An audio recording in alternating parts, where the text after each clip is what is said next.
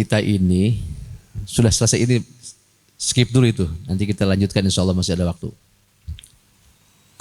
Nah, ini harusnya memang bagian tasawuf ya. Apapun kalau yang tujuannya Allah akan menjadi indah. Apapun kalau bukan Allah yang menjadi tujuannya itu menjadi susah. Jadi hari-hari ini kenapa sering susah? Ternyata tujuannya bukan Allah. Tapi kalau hari-hari kita penuh kegembiraan ya tujuannya memang sudah Allah. Kan sepertinya enak mengucapkan kata-kata seperti itu. Tapi pelaksanaannya sulit. Berat dan sulit. Di sini perlu mentor kan? Ini kita S1 aja kan skripsi ada dosen pembimbing. Ini menuju Allah cukup Quran dan hadis sendiri. Mana bisa kamu? Iya. Enggak perlu mursyid, enggak perlu pembimbing. Mursyid itu mentor lah, mentor rohani kira-kira itu mursyid itu bahasanya. Mentor rohani. Orang pengen kaya aja perlu mentor keuangan, betul? Betul ada mentor orang yang kerjanya itu menjadi mentor ekonomi.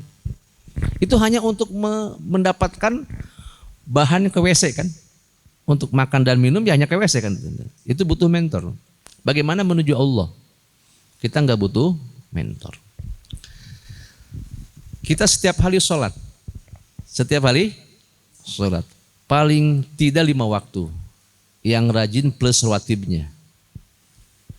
Lalu kalau kita bertanya, dalam Al-Quran dikatakan inna sholata tanha anil fahsya'i wal. Sholat itu adalah mencegah kekejian dan kemunkaran. Tapi setelah sholat banyak yang masih keji. Ngejulidin orang, gibah dan seterusnya. Nah gini, maksud saya nih, nah, kita bareng-bareng menuju Allah. Sholat itu laksana senjata. Ini kita kebanyakan nenteng bedil kemana-mana, tapi nggak tahu cara ngebidiknya, cara menekan pelatuknya nggak tahu. Mengeker sasaran juga nggak tahu, masukkan peluru juga nggak tahu. Bagaimana kita menggunakan sholat kita dalam kehidupan kita? Tadi sama Cak Lili sudah dibahas nih. Ini kita ini sholat udah kayak wayang aja.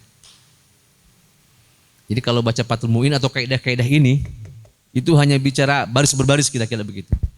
Baris berbaris. Tetapi bagaimana membawa hati kita kepada Allah dalam suatu sulit. Saya akan kasih contoh doa dalam duduk di antara 2 sujud. Coba kita bacakan. Robbig firli warfa warzukni wahdini. Ada berapa permintaan itu? 8 permintaan. Yang 8 dibagi 2. 4 kita sikapi, yang 4 pasti kita raih. 4 kita sikapi, yang 4 pasti kita raih. Kita suka berpikir, kenapa enggak Allahumma gfirli ya? Tapi bagiannya Robbi. Ada gak kesadaran begitu? Hah? Ada gak kesadaran situ? Apa yang Anda sadarkan? Kenapa manggilnya Allah, enggak Allahumma tapi Robbi? Nah, saya pengen tanya, sudah semua nih. Kesadaran apa yang Anda dapat pas membaca Robbi? Duhai Robku. Itu kan munada, dibuang huruf nidanya. Kesadaran apa? Hah? Benar seperti itu? Rob artinya dia yang memiliki. Rob dia yang mengurus. Pas kita Robbi itu mestinya ada kesadaran. Kita ini marbub yang dirawat oleh Allah. Diurus oleh Allah. Bisa melihat, dikasih melihat sama Dia yang Maha melihat. Bisa mendengar, dikasih pendengaran sama Dia yang Maha mendengar. Bisa bicara seperti ini, dikasih Dia berbicara sama yang Maha maha berbicara, dan seterusnya. Seharusnya pas Robbi ada kesadaran total dari kita. Kita ini nggak punya apa-apa. Nggak punya apa? Nggak punya apa-apa, nggak bisa apa-apa. Maka saya tanya, sensasi apa yang Anda rasakan pas memanggil Robbi? Kalau yang ada kesombongan, kata anak sekarang itu omongan bullshit kami itu. Sampah doang Robbi itu. Ya kata fikih yuk tabar. Tapi indah ahli batin lah. Maka harus hati kita berkata, Robbi, betul-betul ada kepasrahan, ada pengakuan. Kita ini bukan siapa-siapa dan bukan apa-apa. Lalu dalam kehidupan nyata kita menjadi siapa dan menjadi apa, itu karena Dia yang maha apa tadi. Paham sini ya? Maka ikrar kita dalam doa iftitah, inna sholati wa nusuki wa mahyaya, itu kan pengakuan itu. Cuma kita nggak pernah sadar kan, sungguh sholat dan ibadahku, hidup dan matiku hanya milik Allah, la syarikalah, nggak ada duanya, hanya Allah yang punya. Itulah sekali itu. Kita nggak punya, walau kita yang sholat nggak punya Allah. Karena Dia yang ngasih kemampuan, Dia yang ngasih petunjuk. Maka tadi Robbi, itu Robbi. Nanti banyak ini variabelnya gitu Mas. Yang kedua, igfirli. Kita ini makhluk yang dikasih, diurus, tapi banyak salah. Iya. Banyak salah. Maka keluar kata igfirli, ampuni. Nah kini kita analogkan. Kalau Anda kerja di sebuah perusahaan, lalu banyak pelanggaran, mohon ampun, mohon maaf ke pimpinan kita. Setelah mohon maaf, berbuat salah lagi. Tuluskah dia mohon maafnya? Enggak.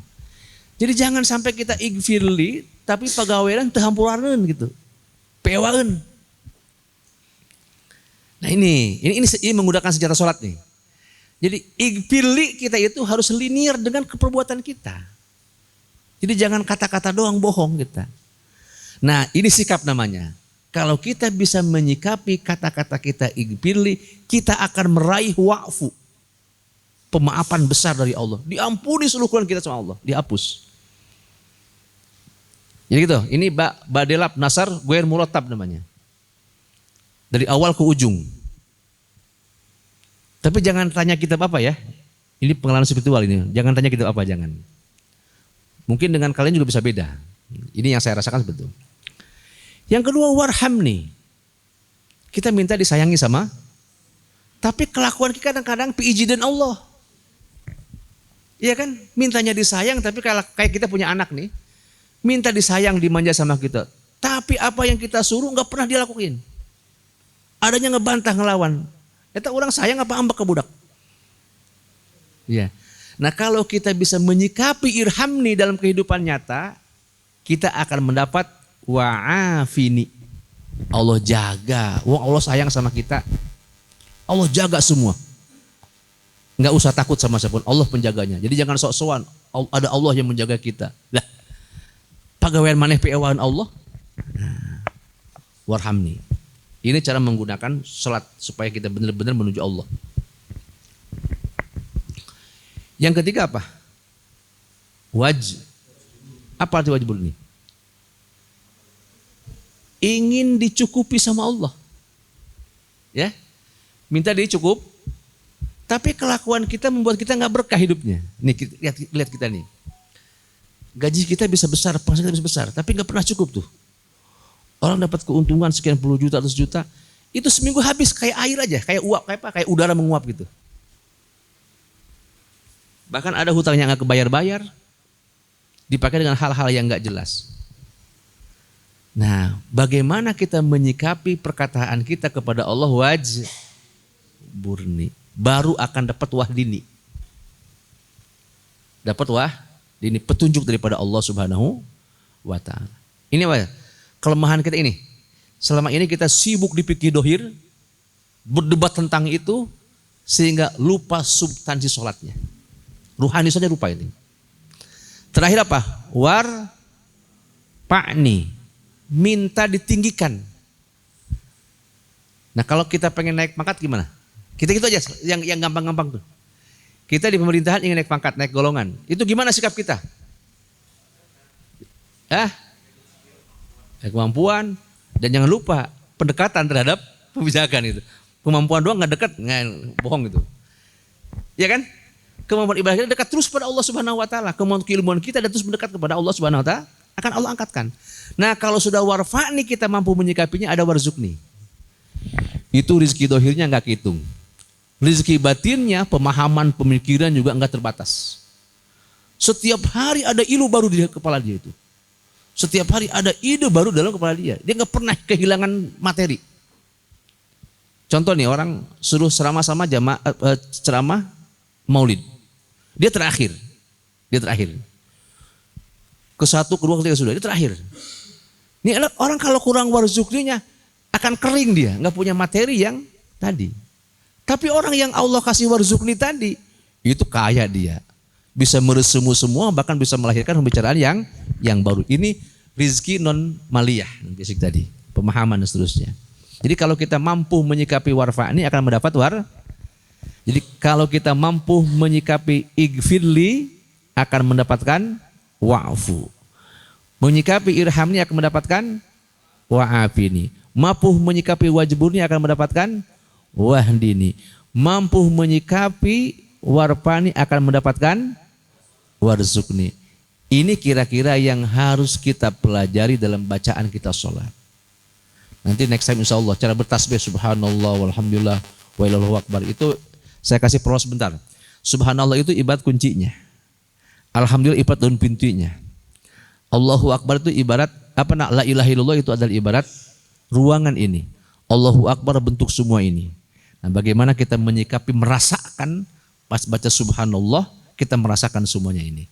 Nah, hari-hari ini ternyata kita berzikirnya ini adalah seperti orang yang membaca resep. Tahu resep? Nih, yang perempuan ini baca resep bikin cake, dibaca aja. Telur sekian, gula sekian dibaca. Enggak pernah praktek. Ahli enggak dia?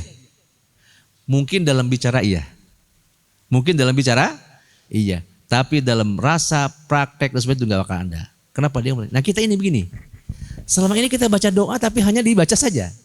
Belum pernah doa yang kita baca ini diimplementasikan dalam kehidupan nyata. Sama dengan bersolawat. Saya kasih contoh sholat nariyah yang orang Bogor paling senang sholat nariyah. Saya jarang menggubris tudukan musyrik enggak. Karena orang ini enggak paham. Sholat nariyah itu adalah setelah Allahumma sholli sholatan kamilatan wa sallim salaman taman ala sayyidina Muhammad. Lalu ada alladzi tanhalu bihil. Saya enggak jawab dengan ilmu alat dulu. Dengan rasa aja dulu. Ini madhun Nabi Muhammad sallallahu alaihi dan ini metode dakwah Nabi. Metode dakwah Nabi itu dalam dakwahnya tanhalu bihil uqad. Yang sulit dibuat mudah. Enggak pernah mempersulit. Beda dengan orang sekarang kan. Selama bisa dipersulit kenapa dipermudah gitu. Kayaknya gitu orang sekarang itu. Selama bisa dipersulit kenapa dipermudah? Nabi enggak. Mudah sama Nabi.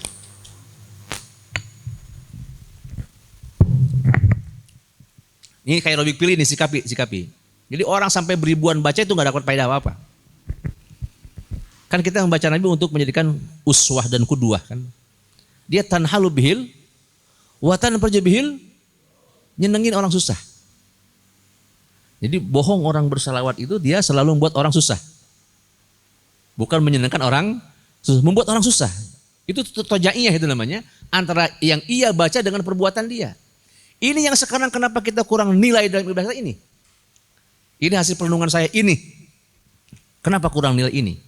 Yang sibuk dengan kemampuan supernaturalnya itu mulu, akhlaknya enggak ada. Tanhalu bihil watang bihil. Terus Nabi itu selalu membantu orang untuk memenuhi kebutuhannya. Watul bihir rogaib. Nabi menjadi mentor membantu orang untuk meraih cita-citanya. Wa yastasil bihil mendoakan orang untuk terus dapat anugerah Allah Subhanahu wa taala. Nah, kita ini ke depan nih saya sarankan untuk kemajuan umat ini enggak perlu teriak. Kita sembahyang malam, doakan diri kita saudara orang tua kita, saudara kita, seluruh kenalan kita dan seluruh muslimun muslimat. Doa yang tulus. Doa yang kita tahu tetangga kita ada yang sulit makan, ada yang sulit mengatasi kenakan anaknya, kita doakan. Nggak usah komentar, doakan saja. Dan dia nggak perlu tahu doa kita, nggak perlu. Ada teman kita yang sulit mengembangkan pondoknya, doakan sama kita. Ada orang teman kita yang pondoknya sulit generasinya, doakan supaya generasi. Ini kan ketulisan namanya. Rupanya sementara ini, selama ini nilai-nilai itu yang kurang kita tanamkan. Maka yuk saling doakan. Saling doakan semua. Kalau kita kenal sebutkan namanya, kalau nggak kenal ya sebutkan secara random, secara umum. Ya Allah, teman-temanku ini, kayak di PKU ini, semoga mereka begini-begini, seterusnya itu. Saling doakan. Nah itu nanti ada kedamaian dalam batin kita. Dan ingat, kedamaian dalam diri kita itu akan mendatangkan berbagai macam kemudahan dalam hidup kita. Nah, dan mudah-mudahan sebagai di awal tadi kita ini menjadi orang yang tujuannya hanya Allah Subhanahu wa Ta'ala. Karena kita ini punya Allah ya, dan milik Allah, kita terikat dengan pemilik kita, dengan yang menciptakan kita. Ini keluar daripada materi kaidah fikih ya. Jadi saya tadi baru memperolehkan apa al yakin la yuzalu bisak. Insyaallah nanti kita lanjutkan, mudah-mudahan masih ada waktu. Saya rasa sudah cukup capek nih, cukup ya. Nah, sampai jam 11:30 kurang. Itu saya yang bisa saya sampaikan. Mudah-mudahan kita mendapatkan manfaat dari paparan ini, manfaat zahir dan manfaat batin. Wallahu a'lam bishawab. Assalamualaikum warahmatullahi wabarakatuh.